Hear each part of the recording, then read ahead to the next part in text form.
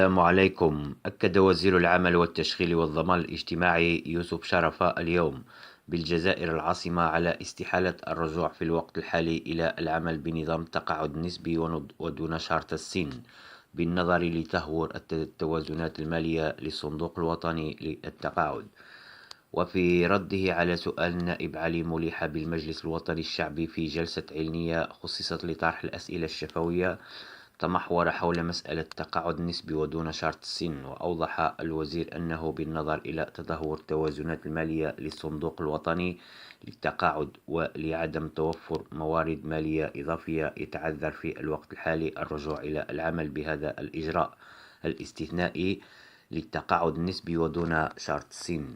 ولدى تطرقه إلى الوضعية المالية للصندوق، أشار الوزير إلى انخفاض عدد المشاركين، مبرزا أن الصندوق الوطني للتقاعد يسجل 1.92 مشتركا مقابل متقاعد واحد، في حين أن التوازن المالي للصندوق يتطلب 5 مشتركين مقابل متقاعد واحد.